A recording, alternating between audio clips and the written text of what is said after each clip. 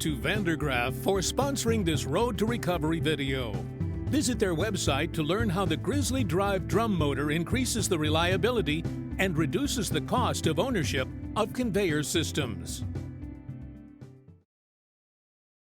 Lastly, Bill, while we have you, and as we're about to see David Zatezalo kind of go out the door at the Mine Safety and Health Administration, just wanted to ask you to reflect on his 3+ years there. What is his legacy? Again, he was a guy who came from within the mining industry. He was an executive for a mining company, and you know, as you look at things good, bad, and different, Bill, I wonder if you can kind of sum up what his contributions to the agency were, and do you expect that we would see some continuity in terms of Zatezalo approach with the next administration, or any carryover effect?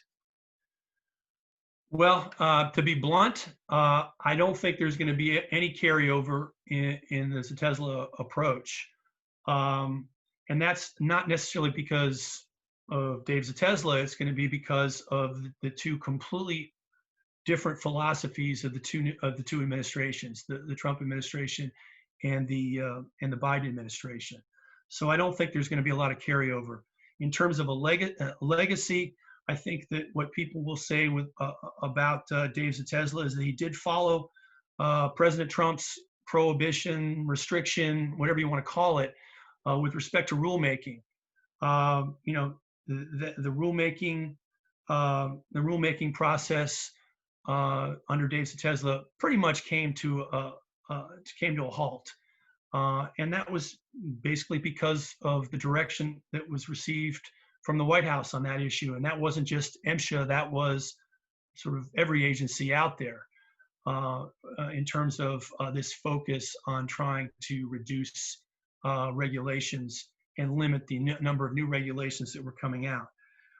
So in that regard, he was, you know, one of the things he did was resist labor and congressional efforts to try to, you know, reduce the crystalline silica permissible exposure limit, and pretty much held firm in that throughout his 3.5 years there, or 3 years there. So that will change, you know, without question, when the new administration comes in.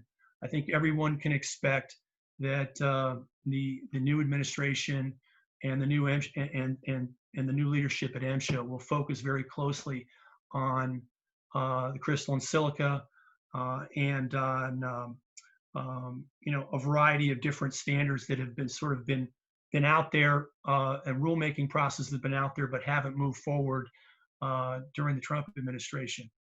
I think there may also be a view from the labor side that Dave Zatezalo somewhat tamped down on enforcement. Citation numbers, at least in terms of statistics, citation numbers are down, and special investigations and discrimination investigations are at sort of historic low. Again, no matter where you are, it depends on where you're on the spectrum to sort of evaluate whether that's a good thing or a bad thing. I think if you're coming in from the Biden administration, you're probably seeing that as a bad thing, and that trend is probably going to be turned around with the new administration that comes in. So, you know, those are things that I think you'll see. Probably the biggest legacy issue for Dave Zatezalo will be the OneInCha program. And I think everybody's aware that that was a process of meshing the metal, non-metal, and coal size.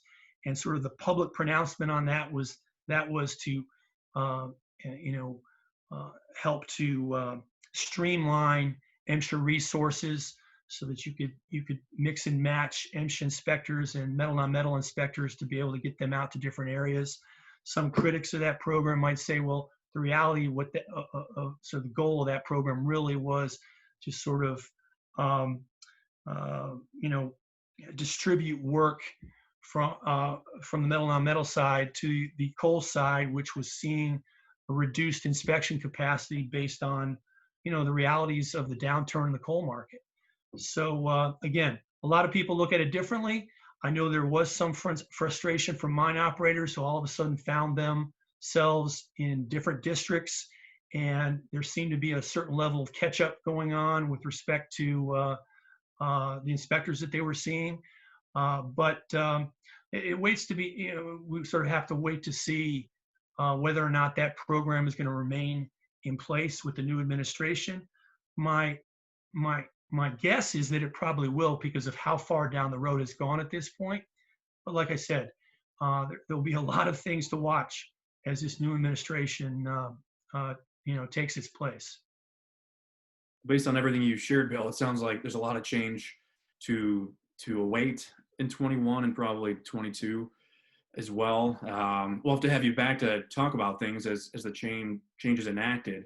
When we have that new head of MSHA and some other big developments surface around regulations that are being pursued from the agency's standpoint. So, Bill, great to see you again, and again, Happy New Year, and we'll look forward to seeing you again down the road.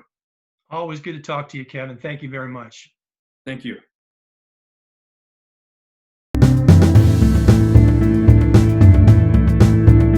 Thank you to Vandergraaf for sponsoring this Road to Recovery video. Visit their website to learn how the Grizzly Drive drum motor increases the reliability and reduces the cost of ownership of conveyor systems.